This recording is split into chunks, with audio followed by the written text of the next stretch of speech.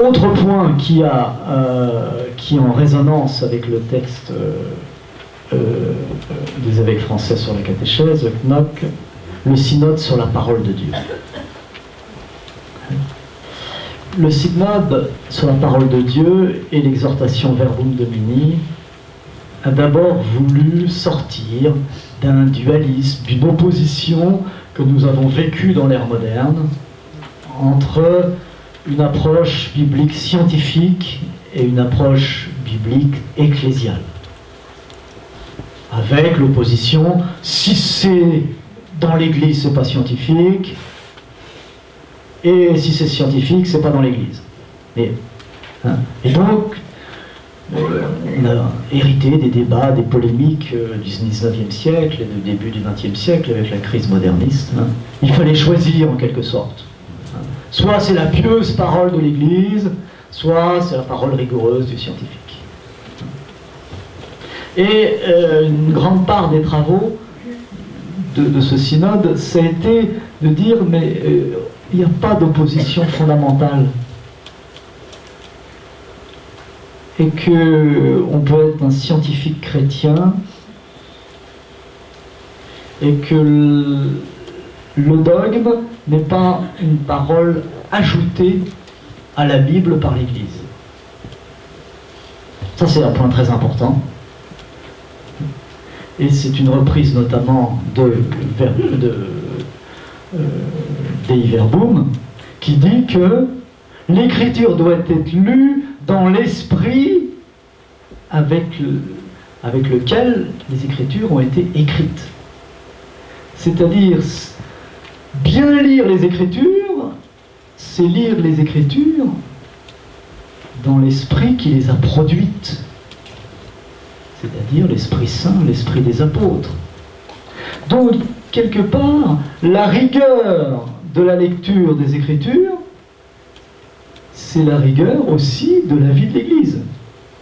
Les Écritures sont le produit de l'Église. C'est les apôtres, les évangélistes, qui ont produit les Écritures du Nouveau Testament. Donc, c'est pas faire œuvre, non scientifique que d'approcher l'écriture à partir du dogme notamment. Le premier dogme étant la résurrection du Christ. Ah oui, les Écritures sont basées là-dessus, sur ce témoignage-là. Et elles n'ont de raison d'être que pour ça. Donc se priver de la lecture dogmatique de l'Écriture, vous voyez, finalement, c'est enlever quelque chose à l'identité même des Écritures. Voilà. Donc ça, c'est des débats qui sont très importants. C'est ce qui est premier quand même, c'est le témoignage des apôtres. Et c'est à partir de ce témoignage des apôtres qu'on entre dans la lecture des Écritures. Mais cela n'empêche pas par ailleurs d'avoir une lecture rigoureuse, de faire attention à ce que disent les historiens, les archéologues et tout ça. Bien sûr. Ensuite, le Verbum Domini va nous donner 3 critères de lecture ecclésiale, et je pense que c'est important pour nous. Premier critère, l'écriture se lit dans la tradition. C'est-à-dire, on n'est pas les premiers à lire l'écriture. Dans la tradition, ça veut dire la tradition issue des apôtres. Et en tout temps, on a lu selon la tradition. Ça ne veut pas dire qu'on répète. La tradition, c'est tout le contraire de répéter. Deuxièmement, un principe de totalité. C'est-à-dire que quand on lit les Écritures, ils doivent toujours faire attention que une phrase, un verset, un récit, un texte, ça fait partie d'un ensemble. Et donc ça, je crois, comme disait l'exégète Paul Beauchamp, il faudrait retrouver la dimension des récits longs des Écritures. Mais la totalité aussi de la cohérence de la Bible. de la Genèse à l'Apocalypse. Troisièmement, c'est le principe de l'analogie de la foi.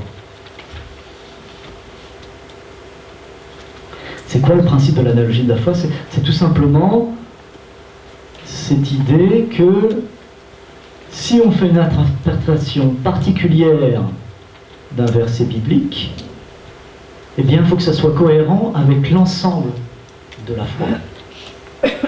Parce que parfois, on peut sortir un verset, élu hors de son contexte, et puis, à force de raisonnement, on peut arriver à des choses tout à fait étonnantes. Donc, un morceau de la Bible se lit toujours aussi dans la cohérence de la foi. Vous pouvez, c'est le problème des fondamentalistes. Hein, vous lisez un bout de l'entrée de Jéricho à Jéricho, et puis il y a un certain nombre de Cananéens qui sont trucidés. Donc, on peut en déduire quoi? Qu'il faut trucider les Cananéens? Donc la lecture fondamentaliste, c'est une lecture qui ne sait pas être globale, et qui ne sait pas non plus mener le principe de l'analogie de la foi. C'est-à-dire que c'est dans la cohérence de l'ensemble de la foi que l'écriture se lit toujours.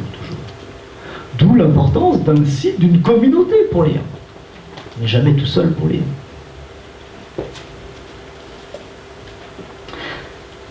Et donc, il y a des choses qui résonnent énormément entre Verbum Domini et le texte national, c'est que finalement, ce que nous dit Verbum Domini, c'est qu'il faut être initié par la parole de Dieu. Voilà. Donc ça, on l'a dit ce matin, je ne vais pas continuer. Et c'est pour ça que l'exemple de la Lectio Divina est particulièrement mis en avant dans l'exhortation du pape